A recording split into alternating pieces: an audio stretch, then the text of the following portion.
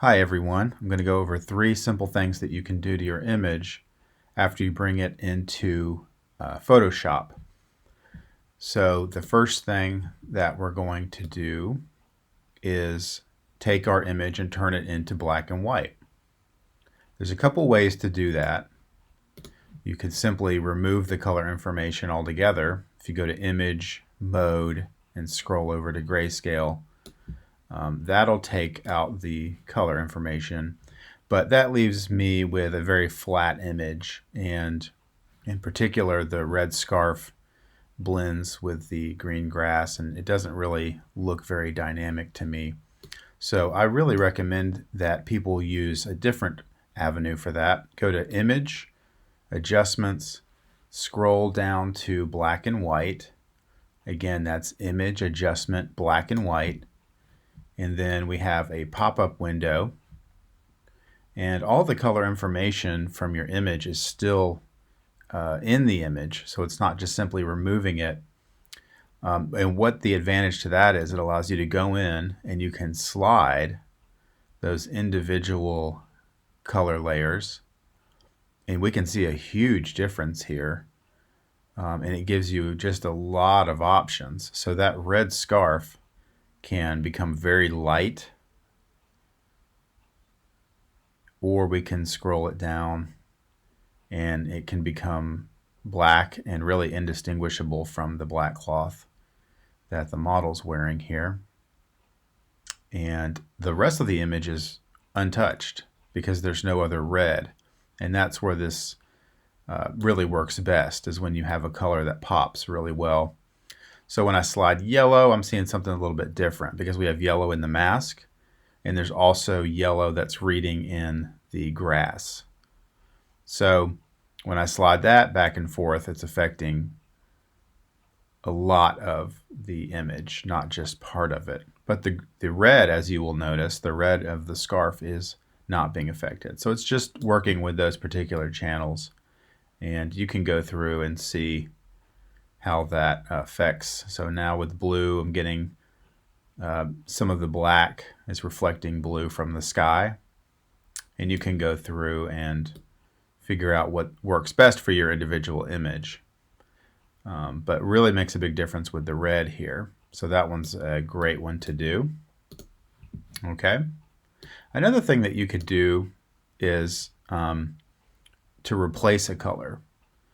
And that's an option for you. Again, if you have a color that really stands out, like the red of the scarf, you could go to Image, you can go to Adjustment, and scroll down to Replace Color.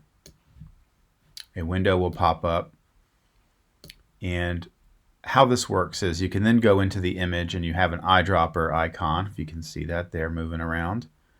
And if I select a color, I'm going to go again with red, and I go over to hue, I can slide that around and it's changing the color.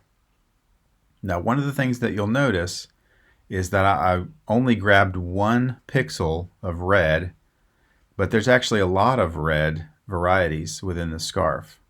So the darker reds are not being picked up. They're being unchanged.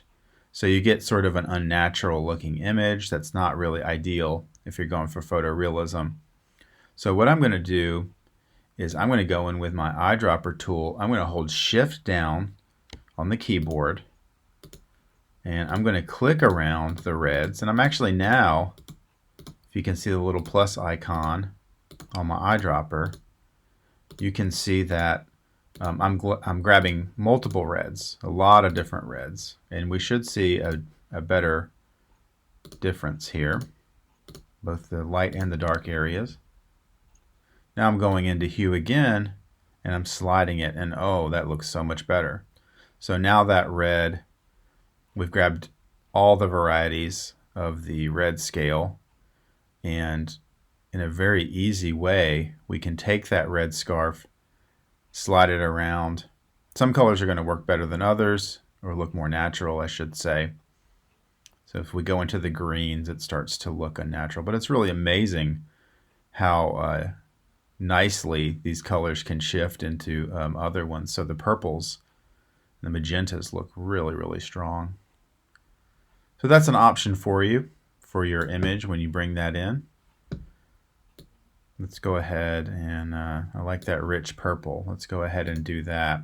So it's not going to be perfect. So if I zoom in with my navigator, I can see a little bit of the red still there on the edges. Everything else looks really, really good, really sharp. Getting a little bit of a halo effect around the very edge of the scarf. But you can go in and tweak those things individually. Go in and replace that color again and pull that down into purple. But for the most part, I think that tool is very, very helpful and can work for you in a variety of ways. So that's a couple options for you, black and white and replacing the color. One more quick option that I want to show you is just simply desaturating your image. If you go to Image, Adjustment, and scroll over to Hue Saturation, we have a window that pops up again. And this is probably the simplest of the three processes. All you need to really do, go into your saturation icon, slide that down, and it's going to drain the color from the entire image. If I go all the way down to -100, I just have a black and white image. But if I keep it somewhere in the middle range, you can see that the color information is still there. It's just simply lowered. Okay, and of course, as you could predict, you could go in and change the hue of the entire image by playing around with the sliding scale on that. And then lightness gives you some more options there. This aren't going to work very well. There are better ways to work with brightness and contrast. But for the simple process of desaturating your image, this one works very, very well.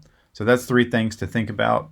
Quick and easy ways to manipulate or edit your photo after you've brought it into Photoshop. Hope that helps.